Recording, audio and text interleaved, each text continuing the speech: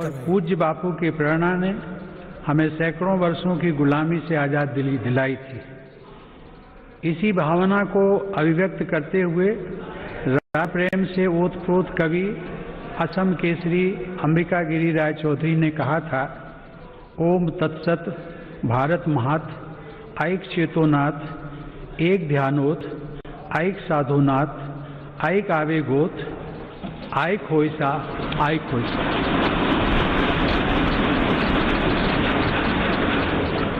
अर्थात भारत की महानता परम सत्य है। एक ही चेतना में, एक ही ध्यान में, एक ही साधना में, एक ही आवेग में, एक हो जाओ, एक हो जाओ। आज हम भारतीयों की यही एकजुटता, यही साधना देश को अनेक आपदाओं से बाहर निकालकर लाई है। एक तरफ कोरोना जैसी वैश्विक महामारी, दूसरी तरफ अनेक राज्यों में बाढ़, कभी अनेक राज्यों में भूकंप, तो कभी बड़े बड़े साइक्लोन, टिड्डी दल के हमले से लेकर बर्ड फ्लू तक देशवासियों ने हर आपदा का डटकर सामना किया है। इसी काल में सीमा पर भी अप्रत्याशित तनाव बढ़ा। इतनी आपदाओं से, इतने मोर्चों पर देश एक साथ लड़ा और हर कसौटी पर खरा उतरा। इस दौरान हम सब देशवासियों के अप्रतिम साहस, संयम, अनुशासन और सेवा भाव के भी साक्षी बने हैं। महामारी के खिलाफ इस लड़ाई में हमने अनेक देशवासियों को असमय खोया भी है। हम सभी के प्रिय और पूर्ववर्ती राष्ट्रपति प्रणब मुखर्जी का निधन भी कोरोना काल में हुआ। संसद के 6 सदस्य भी कोरोना की वजह से असमय हमें छोड़कर चले गए। मैं सभी के प्रति अपनी विनम्र श्रद्धांजलि अर्पित करता हूं। माननीय सदस्यगण, हमारे शास्त्रों में कहा गया है, कृतम में दक्षिणे हस्ते जयो में सव्य आहिता।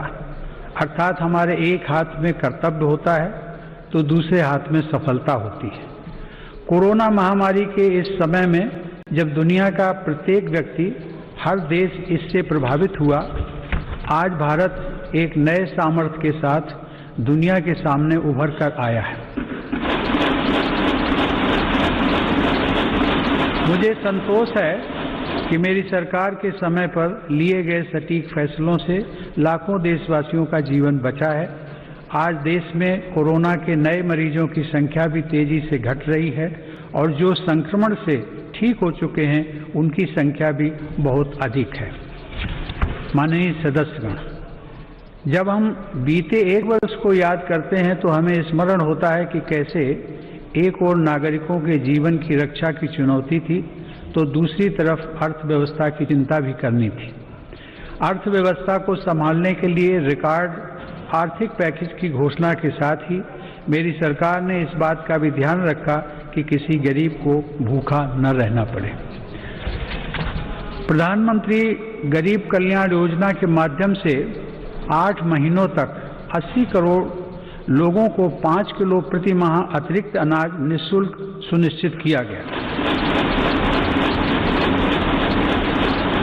सरकार ने प्रवासी श्रमिकों, कामगारों और अपने घर से दूर रहने वाले लोगों की भी चिंता की। One nation, one ration card की सुविधा देने के साथ ही सरकार ने उन्हें निःशुल्क अनाज मुहैया कराया और उनके लिए श्रमिक स्पेशल ट्रेनें चलवाई।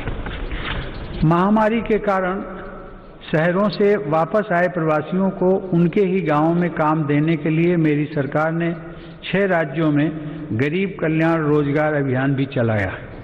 इस अभियान की वजह से 50 करोड़ मैन डेज के बराबर रोजगार पैदा हुआ। सरकार ने रेहड़ी पटरी वालों और ठेला लगाने वाले भाई बहनों के लिए विशेष स्वनिधि योजना भी शुरू की। इसके साथ ही करीब 31,000 करोड़ रुपए गरीब महिलाओं के जन धन खातों में सीधे ट्रांसफर भी किए गए। इस दौरान देश भर में उज्ज्वला योजना की लाभार्थी गरीब महिलाओं को 14 करोड़ से अधिक मुफ्त गैस सिलेंडर भी मिले। अपने सभी निर्णयों में मेरी सरकार ने संघीय ढांचे की सामूहिक शक्ति का अद्वितीय उदाहरण भी प्रस्तुत किया है। केंद्र और राज्य सरकारों के बीच इस समन्वय ने लोकतंत्र को मजबूत बनाया है और संविधान की प्रतिष्ठा को सशक्त किया है।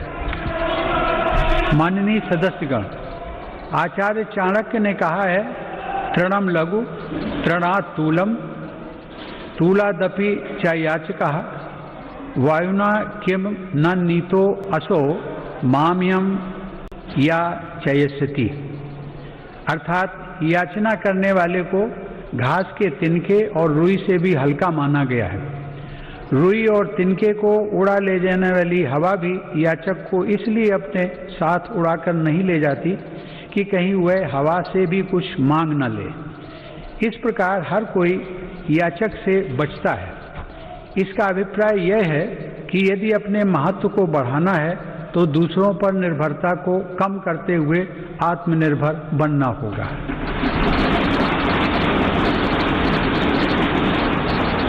आज़ादी की लड़ाई के समय हमारे स्वतंत्रता सेनानी जिस सशक्त और स्वतंत्र भारत का सपना देख रहे थे, उस सपने को सच करने का आधार भी देश की आत्मनिर्भरता से ही जुड़ा था। कोरोना काल में बनी वैश्विक परिस्थितियों ने जब हर देश की प्राथमिकता उसकी अपनी ज़रूरतें थी, हमें ये याद दिलाया है कि आत्मनिर्भर भारत का निर्माण क्यों इतना महत्वपूर्ण है। इस दौरान भारत ने बहुत ही कम समय में 2200 से अधिक प्रयोगशालाओं का नेटवर्क बनाकर हजारों वेंटिलेटर्स का निर्माण करके पीपीई किट से लेकर टेस्ट किट बनाने तक में आत्मनिर्भरता हासिल करके अपनी वैज्ञानिक क्षमता, अपनी तकनीकी दक्षता और अपने मजबूत स्टार्टअप इकोसिस्टम का भी परिचय दिया है। हमारे लिए यह और भी गर्व की बात है कि आज भारत दुनिया का सबसे बड़ा टीकाकरण अभियान चला रहा है। इस प्रोग्राम की दोनों वैक्सीन भारत में ही निर्मित हैं। संकट के इस समय में भारत ने मानवता के प्रति अपने दायित्व का निर्वहन करते हुए अनेक देशों को कोरोना वैक्सीन की लाखों खुराक उपलब्ध कराई है। भारत के इस कार्य की विश्व भर में हो रही प्रशंसा हमारी हजारों वर्ष पुरानी संस्कृति सर्वे संतु निरामया की भावना के साथ जग कल्याण की हमारी प्रार्थना हमारे प्रयासों को और ऊर्जा दे रही है। माननीय सदस्यगण, मेरी सरकार द्वारा स्वास्थ्य के क्षेत्र में पिछले 6 वर्षों में जो कार्य किए गए हैं, उनका बहुत बड़ा लाभ हमने इस कोरोना संकट के दौरान देखा है। इन वर्षों में इलाज से जुड़ी व्यवस्थाओं को आधुनिक बनाने के साथ ही बीमारी से बचाव पर भी उतना ही बल दिया गया है। राष्ट्रीय पोषण अभियान, फिट इंडिया अभियान, खेलो इंडिया अभियान, ऐसे अनेक कार्यक्रमों से स्वास्थ्य को लेकर देश में नई सतर्कता आई है। आयुर्वेद और योग को बढ़ावा देने के मेरी सरकार के प्रयासों का लाभ भी हमें देखने को मिला है। मेरी सरकार के प्रयासों से आज देश की स्वास्थ्य सेवाएं गरीबों को आसानी से उपलब्ध हो रही हैं तथा बीमारियों पर होने वाला उनका खर्च कम हो रहा है। आयुष्मान भारत प्रधानमंत्री जन आरोग्य योजना के तहत देश में 1.5 करोड़ गरीबों को 5 लाख रुपए तक का मुफ्त इलाज मिला है। इससे इन गरीबों को 30,000 करोड़ रुपए से ज़्यादा खर्च होने से बचे हैं। आज देश के 24,000 से ज़्यादा अस्पतालों में से किसी में भी आयुष्मान योजना का लाभ लिया जा सकता है। इसी तरह प्रधानमंत्री भारतीय जन औषधि योजना के तहत देश भर में बने 7,000 केंद्रों से गरीबों को बहुत सस्ती दर पर दवाइयां मिल रही हैं। इन केंद्रों में रोजाना लाखों मरीज दवाई खरीद रहे हैं। कीमत कम होने की वजह से मरीजों को सालाना लगभग 3,600 करोड़ रुपए की बचत हो रही है। माननीय सदस्यगण, देश में स्वास्थ्य सेवाओं के विस्तार के लिए मेडिकल शिक्षा का विस्तार भी अत्यंत आवश्यक है। साल 2014 में देश में सिर्फ 387 मेडिकल कॉलेज थे, लेकिन आज देश में 562 मेडिकल कॉलेज हैं। बीते 6 वर्षों में अंडर ग्रेजुएट और पोस्ट ग्रेजुएट चिकित्सा शिक्षा में 50,000 से ज़्यादा सीटों की वृद्धि हुई है। प्रधानमंत्री स्वास्थ्य सुरक्षा योजना के तहत सरकार ने 22 नए एम्स को भी मंजूरी दी है।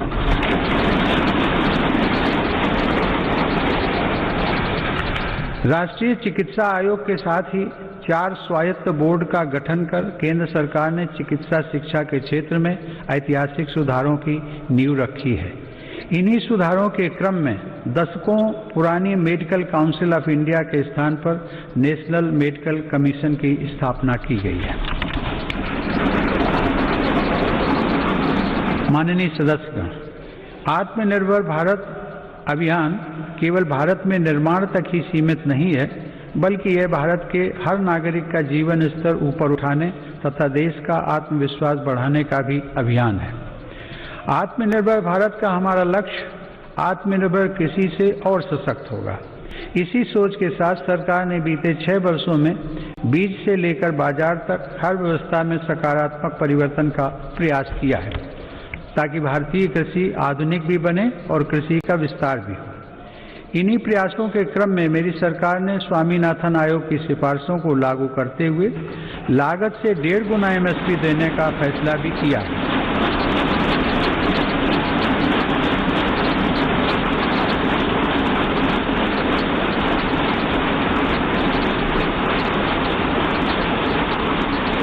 मेरी सरकार आज न सिर्फ एमएसपी पर रिकॉर्ड मात्रा में खरीद कर रही है, बल्कि खरीद केंद्रों की संख्या को भी बढ़ा रही है।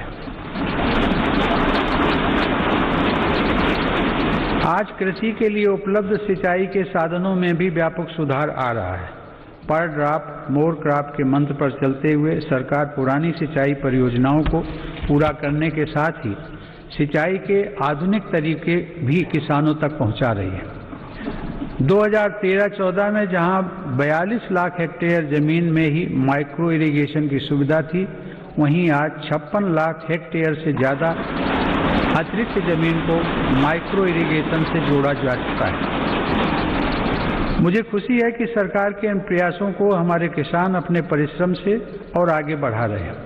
आज देश में खाद्यान्न उपलब्धता रिकॉर्ड स्तर पर है।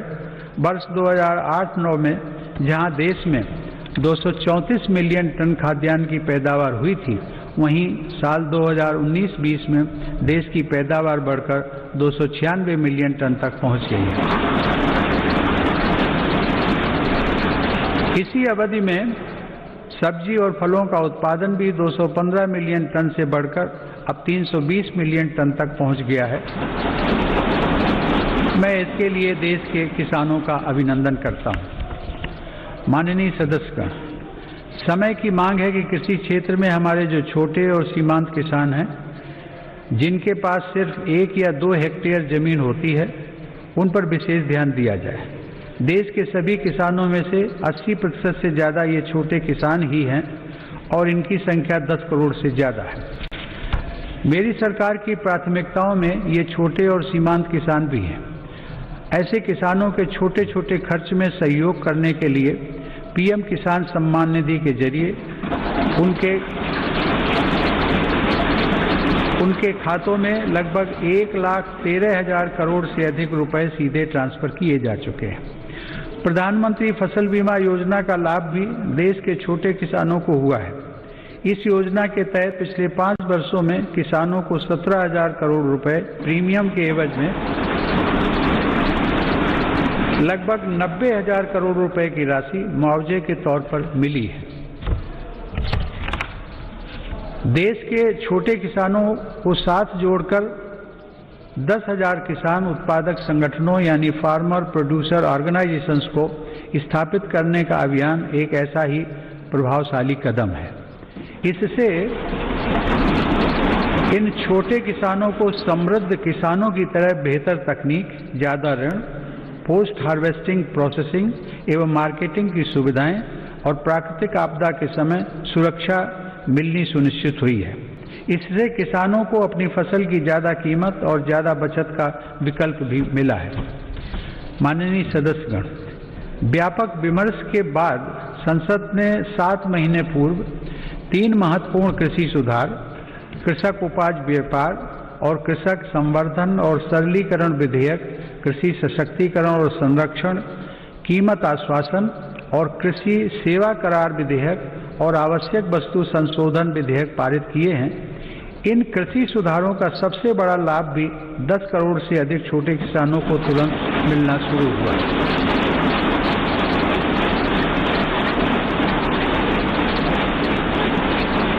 छोटे किसानों को होने वाले इन लाभों को समझते हुए ही अनेक राजनीतिक दलों ने समय समय पर इन सुधारों को अपना भरपूर समर्थन दिया था। देश में अलग अलग फोरम पर देश के हर क्षेत्र में 2 दशकों से जिन सुधारों की चर्चा चल रही थी और जो मांग हो रही थी वह सदन में चर्चा के दौरान भी परिलक्षित हुई।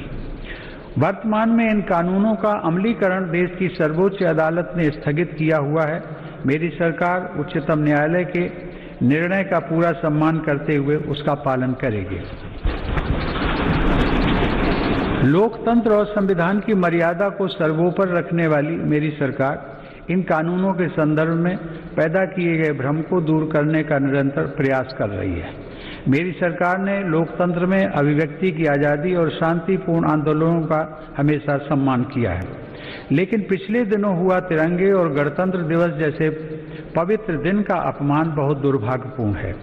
जो संविधान हमें अभिव्यक्ति की आज़ादी का अधिकार देता है, वही संविधान हमें सिखाता है कि कानून और नियम का भी उतनी ही गंभीरता से पालन करना चाहिए। मेरी सरकार ये स्पष्ट करना चाहती है कि 3 नए कृषि कानून बनने से पहले पुरानी व्यवस्थाओं के तहत जो अधिकार थे तथा जो सुविधाएं थी उनमें कहीं कोई कमी नहीं की गई है, बल्कि इन कृषि सुधारों के जरिए सरकार ने किसानों को नई सुविधाएं उपलब्ध कराने के साथ साथ नए अधिकार भी दिए हैं।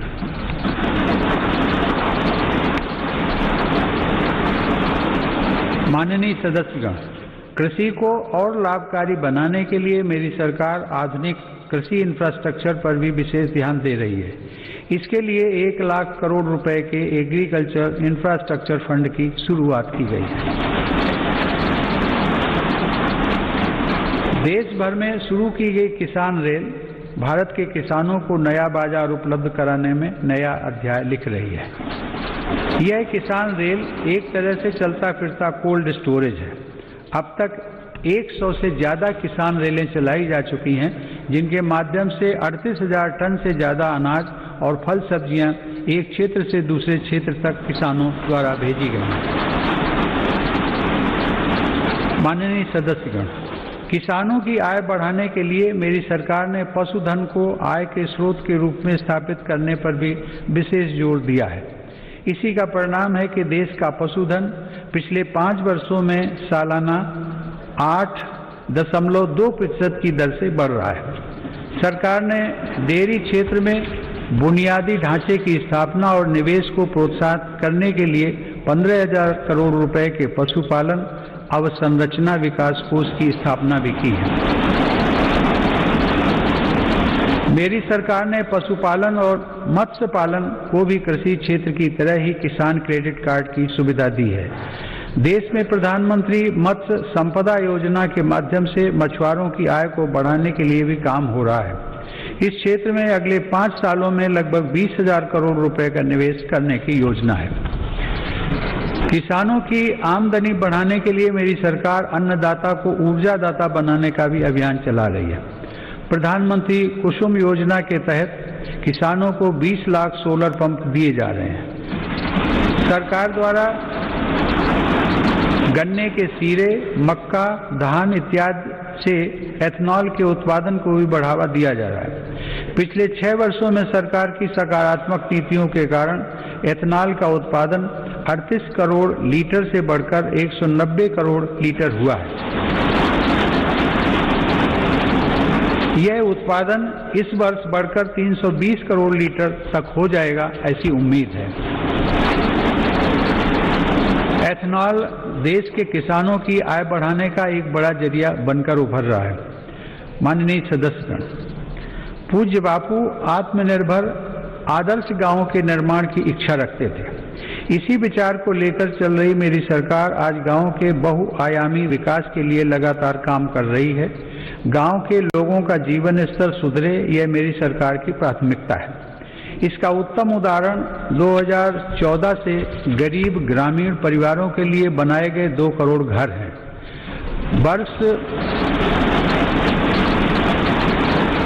वर्ष 2022 तक हर गरीब को पक्की छत देने के लिए प्रधानमंत्री आवास योजना की गति भी तेज की गई है। मेरी सरकार द्वारा शुरू की गई स्वामित्व योजना से अब ग्रामीणों को उनकी संपत्ति पर कानूनी हक मिल रहा है। स्वामित्व के इस अधिकार से अब गांव में भी संपत्तियों पर बैंक लोन लेना, हाउस लोन लेना आसान बनेगा और ग्रामीण क्षेत्रों में आर्थिक गतिविधियां तेज होंगी। इस योजना का भी विशेष लाभ गांव के छोटे उद्यमियों और कुटीर उद्योगों से जुड़े लोगों तथा छोटे किसानों को होगा। माननीय सदस्यगण, बाबा साहेब आम्बेडकर संविधान के मुख्य शिल्पी होने के साथ साथ हमारे देश में वाटर पॉलिसी को दिशा दिखाने वाले भी थे। 8 नवंबर 1945 को कटक में एक कॉन्फ्रेंस के दौरान उन्होंने कहा था, water is wealth, water being the wealth of the people and its distribution being uncertain, the correct approach is not to complain against nature but to conserve water. बाबा साहब की प्रेरणा को साथ लेकर मेरी सरकार जल जीवन मिशन की महत्वाकांक्षी योजना पर काम कर रही है। इसके तहत हर घर जल पहुंचाने के साथ ही जल संरक्षण पर भी तेज गति से काम किया जा रहा है। मुझे यह बताते हुए हर्ष है कि इस अभियान के तहत अब तक 3 करोड़ परिवारों को पाइप वाटर सप्लाई से जोड़ा जा चुका है। इस अभियान में अनुसूचित जातियों व जनजातियों के भाई बहनों तथा वंचित वर्गों के अन्य लोगों को प्राथमिकता के आधार पर पानी का कनेक्शन दिया जा रहा है। माननीय सदस्यगण, हमारे गांवों को 21वीं सदी की जरूरतों और इंफ्रास्ट्रक्चर से जोड़ने के लिए मेरी सरकार ने ग्रामीण सड़क नेटवर्क के विस्तार में भी सराहनीय काम किया है। प्रधानमंत्री ग्राम सड़क योजना के अंतर्गत देश के ग्रामीण क्षेत्रों में 6,42,000 किलोमीटर सड़क का निर्माण पूरा कर लिया गया। इस योजना के तीसरे चरण में ग्रामीण क्षेत्रों में बसावटों के साथ साथ स्कूलों, बाजारों और अस्पतालों आदि से जोड़ने वाले 1,25,000 किलोमीटर रास्तों को भी अपग्रेड किया जाएगा। गांव में सड़कों के साथ ही इंटरनेट की कनेक्टिविटी भी उतनी ही अहम है। हर गांव तक बिजली पहुंचाने के बाद मेरी सरकार देश के 6 लाख से अधिक गांवों को ऑप्टिकल फाइबर से जोड़ने के लिए अभियान चला रही है। माननीय सदस्यगण, हमारी अर्थव्यवस्था की आधारभूत ताकत हमारे गांव और छोटे शहरों में फैले हमारे लघु उद्योग, हमारे कुटीर उद्योग MSMEs हैं। भारत को आत्मनिर्भर बनाने का बहुत बड़ा सामर्थ्य हमारे इन लघु उद्योगों के ही पास है। देश के कुल निर्यात में इनकी भागीदारी लगभग 50% की है। आत्मनिर्भर भारत के मिशन में MSMEs की भूमिका को बढ़ाने के लिए भी अनेक कदम उठाए गए हैं। MSMEs की परिभाषा में बदलाव हो, निवेश की सीमा बढ़ाना हो या फिर सरकारी खरीद में वरीयता, अब लघु और कुटीर उद्योगों को विकास के लिए जरूरी प्रोत्साहन मिला है। 3 लाख करोड़ रुपए की इमरजेंसी क्रेडिट गारंटी योजना, मुश्किल में फंसे MSMEs के लिए 20,000 करोड़ की विशेष योजना और फंड ऑफ फंड्स जैसे प्रयासों ने लाखों लघु उद्यमियों को लाभ पहुंचाया है। जेम पोर्टल से देश के दूर दराज वाले क्षेत्रों के MSMEs को सरकारी खरीद में पारदर्शिता के साथ साथ अधिक भागीदारी भी मिल रही है। मेरी सरकार की यह निरंतर कोशिश है कि उद्यमशीलता का लाभ देश के हर वर्ग को मिले। हुनर हाट और उस्ताद योजना के माध्यम से लाखों शिल्पकारों का कौशल विकास भी किया जा रहा है और उनको रोजगार के अवसर दिए जा रहे हैं। इन लाभार्थियों में आधे से अधिक महिला शिल्पकार हैं। ई-हाट के माध्यम से इन शिल्पकारों को पूरी दुनिया के खरीदारों से जोड़ा जा रहा है। आत्मनिर्भर भारत में महिला उद्यमियों की विशेष भूमिका है। मेरी सरकार ने महिलाओं को स्वरोजगार के नए अवसर देने के लिए कई कदम उठाए हैं। मुद्रा योजना के तहत अब तक 25 करोड़ से ज्यादा ऋण दिए जा चुके हैं, जिसमें से लगभग 70% ऋण महिला उद्यमियों को मिले हैं।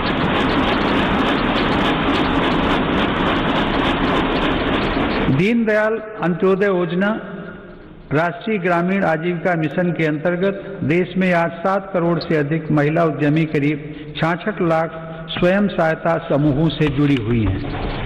बैंकों के माध्यम से इन महिला समूहों को पिछले 6 वर्षों में 3,40,000 करोड़ रुपए का ऋण दिया गया। देश के ग्रामीण क्षेत्रों में कार्यरत महिलाओं के स्वास्थ्य को ध्यान में रखते हुए सरकार 1 रुपए में सुविधा सैनिटरी नैपकिन देने की योजना भी चला रही है। सरकार गर्भवती महिलाओं के मुफ्त चेकअप की मुहिम एवं राष्ट्रीय पोषण अभियान चलाकर उन्हें आर्थिक मदद देकर गर्भवती माताओं एवं शिशुओं के स्वास्थ्य की रक्षा के लिए निरंतर प्रयत्नशील है। इसी का परिणाम है कि देश में मातृ मृत्यु दर 2014 में प्रति लाख 130 से कम होकर 113 तक आ गई है। 5 वर्ष से कम आयु के बच्चों की मृत्यु दर भी पहली बार घटकर 36 तक आ गई है, जो वैश्विक दर 39 से कम है। महिलाओं की समान भागीदारी को आवश्यक मानने वाली मेरी सरकार नए नए क्षेत्रों में बहनों बेटियों के लिए नए अवसर बना रही है। भारतीय वायुसेना की फाइटर स्ट्रीम हो, मिलिट्री पुलिस में महिलाओं की नियुक्ति हो या फिर अंडरग्राउंड माइंस में तथा ओपन कास्ट माइंस में महिलाओं को रात्रि में कार्य करने की अनुमति, ये सभी निर्णय पहली बार मेरी सरकार ने ही लिए हैं। महिला सुरक्षा को ध्यान में रखते हुए वन स्टॉप सेंटर, अपराधियों का राष्ट्रीय database, emergency response support system और देश भर में फास्ट ट्रैक कोर्ट पर तेजी से काम किया गया। माननीय सदस्यगण, 21वीं सदी की वैश्विक आवश्यकताओं और चुनौतियों को ध्यान में रखते हुए सरकार ने राष्ट्रीय शिक्षा नीति की घोषणा की है। राष्ट्रीय शिक्षा नीति में पहली बार छात्रों को अपनी रुचि के हिसाब से विषय पढ़ने की आज़ादी दी गई है। किसी कोर्स के बीच में भी विषय और स्ट्रीम बदलने का विकल्प युवाओं को दिया गया है। मेरी सरकार ने ई विद्या के अंतर्गत स्कूली शिक्षा के लिए दीक्षा ऑनलाइन पोर्टल को one nation one digital platform के रूप में विकसित किया है। विद्यार्थियों के हितों के लिए संवेदनशील मेरी सरकार ने जेईई और नीट परीक्षाओं का भी सफल आयोजन कर उनका 1 साल व्यर्थ होने से बचाया है। माननीय सदस्यगण, मेरी सरकार का मानना है कि सबसे ज्यादा वंचित वर्गों की सामाजिक और आर्थिक विकास की यात्रा गुणवत्ता युक्त शिक्षा से आरंभ होती है। सरकार की विभिन्न छात्रवृत्ति योजनाओं का लाभ ऐसे ही 3 करोड़ 20 लाख से ज्यादा विद्यार्थियों को मिल रहा है। इनमें अनुसूचित जाति, पिछड़ा वर्ग, वनवासी एवं जनजातीय वर्ग और अल्पसंख्यक समुदाय के छात्र छात्राएं शामिल हैं। सरकार का प्रयास है कि ज्यादा से ज्यादा पात्र और जरूरतमंद विद्यार्थियों को छात्रवृत्तियों का लाभ मिले। इसके साथ ही अनुसूचित जाति के विद्यार्थियों को दी जाने वाली पोस्ट मैट्रिक छात्रवृत्ति में केंद्र सरकार के हिस्से को भी बढ़ाया जा रहा है। इसी प्रकार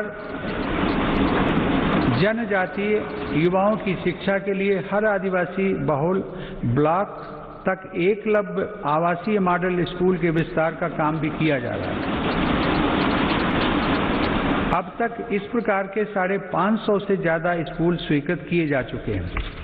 शिक्षा के साथ साथ नौकरी की प्राथमिकताएं आसान करने और व्यवस्थित करने पर भी मेरी सरकार का जोर है। ग्रुप सी और ग्रुप डी में इंटरव्यू समाप्त करने से युवाओं को बहुत लाभ हुआ है। सरकार ने नेशनल रिक्रूटमेंट एजेंसी का गठन करके नौजवानों को नियुक्ति के लिए कई अलग अलग परीक्षाएं देने की परेशानी से मुक्त किया है। माननीय सदस्यगण, मेरी सरकार सबका साथ, सबका विकास, सबका विश्वास के मंत्र के साथ देश के हर क्षेत्र और हर वर्ग के विकास को प्राथमिकता दे रही है। दिव्यांगजनों की मुश्किलों को कम करने के लिए देश भर में हजारों इमारतों को, सार्वजनिक बसों और रेलवे को सुगम बनाया गया है। लगभग 700 वेबसाइटों को दिव्यांगजनों के अनुकूल तैयार किया गया है। इसी तरह ट्रांसजेंडर व्यक्तियों को भी बेहतर सुविधाएं और समान अवसर देने के लिए transgender persons protection of rights act लागू किया गया है। डी नोटिफाइड नोमैडिक एवं सेमी नोमैडिक कम्युनिटीज यानी विमुक्त, घुमंतु और अर्धघुमंतु समुदायों के लिए भी विकास एवं कल्याण बोर्ड की स्थापना की गई है। विकास की दौड़ में पीछे रह गए देश के 112 आकांक्षी जिलों में मेरी सरकार प्राथमिकता के आधार पर विकास योजनाओं को लागू कर रही है। इसका बहुत बड़ा लाभ आदिवासी भाई बहनों को हो रहा है। आदिवासियों की आजीविका के प्रमुख साधन यानी वन उपज की मार्केटिंग और वन उपज आधारित छोटे उद्योगों की स्थापना का काम भी जारी है। ऐसी कोशिशों से लगभग 600 करोड़ रुपए की अतिरिक्त राशि जनजातीय परिवारों तक पहुंची है। वन उपजों पर एमएसपी 90% तक बढ़ाई गई है। माननीय सदस्यगण, आधुनिक टेक्नोलॉजी का भारत में विकास और हर भारतीय की आधुनिक टेक्नोलॉजी तक आसान पहुंच आत्मनिर्भर बनते भारत की अहम पहचान है। 2 गज की दूरी की अनिवार्यता के बीच देश की संस्थाओं और नागरिकों ने डिजिटल इंडिया की ताकत से देश की रफ्तार को थमने नहीं दिया। पिछले वर्ष दिसंबर में यूपीआई से 4 लाख करोड़ रुपए से भी अधिक का डिजिटल पेमेंट हुआ है। आज देश के 200 से ज्यादा बैंक यूपीआई व्यवस्था से जुड़े हैं। इसी तरह डिजी लॉकर का 400 करोड़ से अधिक डिजिटल डॉक्यूमेंट्स के लिए पेपरलेस प्लेटफॉर्म की तरह उपयोग किया जा रहा है। उमंग ऐप पर भी देश के करोड़ों नागरिक 2000 से ज्यादा सेवाओं का लाभ ले रहे हैं। देश में 3.5 लाख से अधिक कॉमन सर्विस सेंटर ग्रामीण क्षेत्रों में लोगों को सरकारी सेवाओं से जोड़ रहे हैं। इसी क्रम में इंडियन स्टैंप एक्ट में संशोधन करके अब देश में ई स्टैंप की व्यवस्था भी लागू कर दी गई है।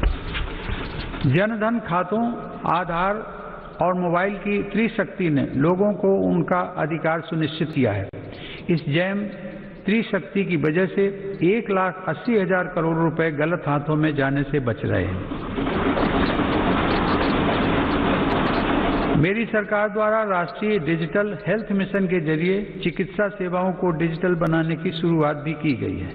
इसके माध्यम से आने वाले समय में देश के नागरिक डिजिटल अपॉइंटमेंट, डिजिटल रिपोर्ट के साथ साथ डिजिटल हेल्थ रिकॉर्ड जैसी सुविधाओं का लाभ भी उठा सकेंगे। हमारा अपना नेविगेशन सैटेलाइट सिस्टम नाविक भी आज भारत का गौरव बढ़ा रहा है। इसका लाभ अब हजारों मछुआरे साथियों को मिल रहा है। हाल ही में नेशनल एटॉमिक क्लॉक और भारतीय निर्देशक द्रव्य प्रणाली के रूप में नए मानक भी राष्ट्र को समर्पित किए गए हैं। इन स्वदेशी समाधानों से भारत के प्रोडक्ट्स को अंतर्राष्ट्रीय मानकों के अनुरूप बनाने में मदद मिलेगी। टेक्नोलॉजी का यह अभियान देश की लोकतांत्रिक संस्थाओं को भी सशक्त कर रहा है। इस दिशा में राष्ट्रीय ई विधान ऐप के जरिए देश की सभी विधानसभाओं, विधान परिषदों और संसद के दोनों सदनों का डिजिटलीकरण किया जा रहा है। राज्य विधानसभाओं में नेशनल ई विधान एप्लीकेशन यानी नेवा का कार्यान्वयन विधायी और लोकतांत्रिक प्रक्रियाओं के संचालन में एक नए युग की शुरुआत करेगा। माननीय सदस्यगण, हमारी संसद लोकतंत्र में देशवासियों की बढ़ती हुई भागीदारी और नए भारत की आकांक्षाओं की पूर्ति का एक महत्वपूर्ण माध्यम है। पहले की सरकारों में तथा संसद के सदनों में ये बात उठती रही है कि संसद की यह इमारत हमारी वर्तमान आवश्यकताओं को पूरा करने में अपर्याप्त सिद्ध हो रही है। संसद की नई इमारत को लेकर पहले की सरकारों ने भी प्रयास किए थे। यह सुखद संयोग है कि आज़ादी के 75वें वर्ष की तरफ बढ़ते हुए हमारे देश ने संसद की नई इमारत का निर्माण शुरू कर दिया।